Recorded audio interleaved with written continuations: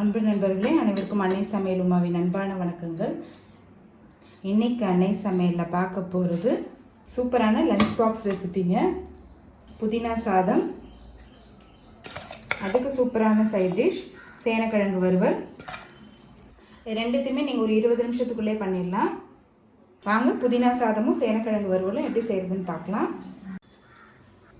இப்போ முதல்ல அரைக்கிறதுக்கு தேவையானதெல்லாம் பார்த்துக்கலாங்க.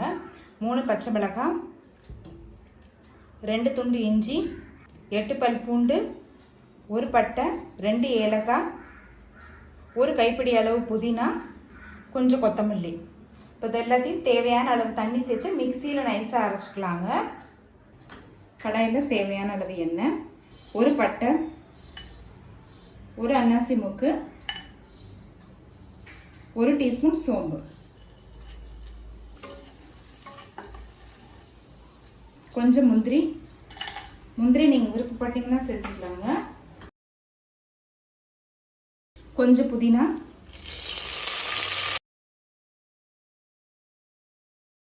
இந்த இடத்துல புதினா வாசனைக்காக தாங்க போடுறோம். சும்மா ஒரு 4-5 புதினா போட்டிங்கன்னா போதும். 1 வெங்காயம்,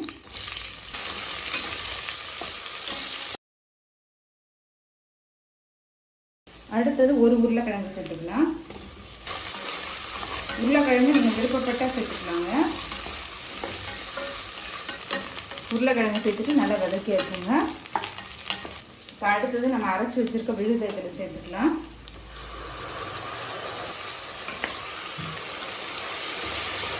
லேசாக வதக்குனீங்கன்னா போதுங்க.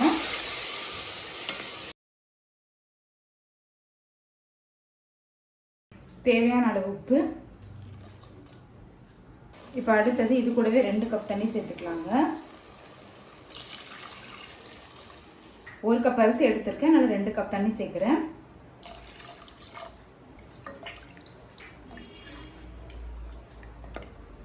இப்போ அடுத்தது 1 டீஸ்பூன் எலுமிச்சை சாறு. புளிப்புக்கு தக்காளி சேர்க்கவே இல்லைங்க, அதனால் கொஞ்சமாக எலுமிச்சை சாறு சேர்க்குறோம். நீங்கள் விருப்பப்பட்டீங்கன்னா ஒரு தக்காளி சேர்த்துக்கலாம். இப்போ அடுத்தது நம்ம அரிசி சேர்த்துக்கலாங்க. 1 கப் பச்சை அரிசி சேர்க்குறேங்க. நீங்கள் விருப்பப்பட்டீங்கன்னா எந்த அரிசியில் வேணால் பண்ணலாம்.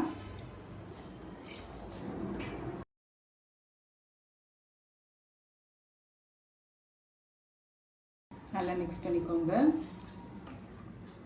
மூடி போட்டு குக்கர்லேருந்து 2 விசில் வந்தோடனே இறக்கி வச்சிடலாம். இப்போ குக்கர்லேருந்து 2 விசில் வந்துருச்சுங்க. இப்போ இது கூடவே கொஞ்சமாக நெய் சேர்த்துக்கலாம். கொஞ்சம் கொத்தமல்லி,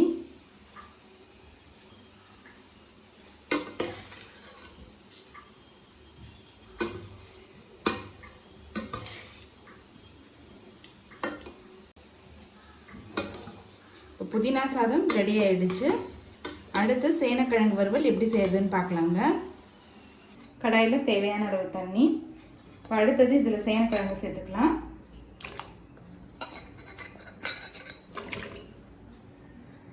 தேவையான அளவு உப்பு, கொஞ்சம் மஞ்சத்தூள், கொஞ்சம் நல்லெண்ணெய். இப்போ சேனக்கிழங்கு நல்லா வேகிற வரைக்கும் வெயிட் பண்ணலாம். இப்போ சேனக்கிழங்கு பாருங்கள் நல்லாவே வெந்துருச்சு. இதுக்கு மேலே இருந்ததுன்னா குழஞ்சி போயிடும்.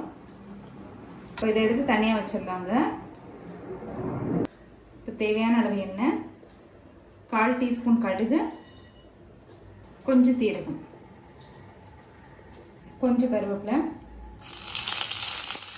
அடுத்தது இதில் வேக வச்சு சேனக்கிழங்கு சேர்த்துக்கலாங்க.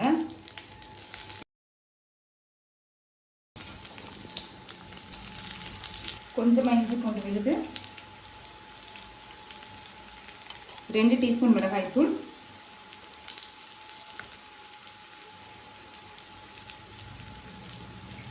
கொஞ்சமாக மிளகுத்தூள்,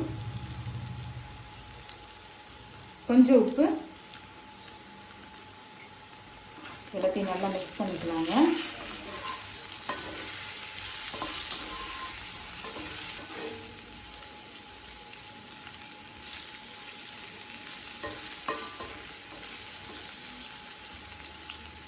கொஞ்சம் ஸ்லோவில் வச்சிடலாம். நிமிஷம் கழித்து திருப்பி விட்டுருங்க. இன்னும் கொஞ்சம் ரோஸ்ட் ஆன பிறகு நம்ம எடுத்துடலாம். இப்போ சேனக்கிழங்கு பாருங்கள் நல்லாவே கலர் மாறிடுச்சுங்க. இப்போ சேனக்கிழங்கு வறுவல் ரெடி ஆகிடுச்சு. புதினா சாதத்துக்கு கூட சர்வ் பண்ணிடலாம். இப்போ சுவையான புதினா சாதம் ரெடி ஆகிடுச்சு. ரெசிபியை ட்ரை பண்ணி பாருங்கள், கண்டிப்பாக உங்களுக்கே பிடிக்கும். ரெசிபி பிடிச்சிருந்ததுன்னா வீடியோவை லைக் பண்ணுங்கள், கமெண்ட் பண்ணுங்கள், ஷேர் பண்ணுங்கள். இது வரைக்கும் அன்னை சமையல் சேனலை சப்ஸ்கிரைப் பண்ணலன்னா சப்ஸ்கிரைப் பண்ணுங்கள். தேங்க்யூ.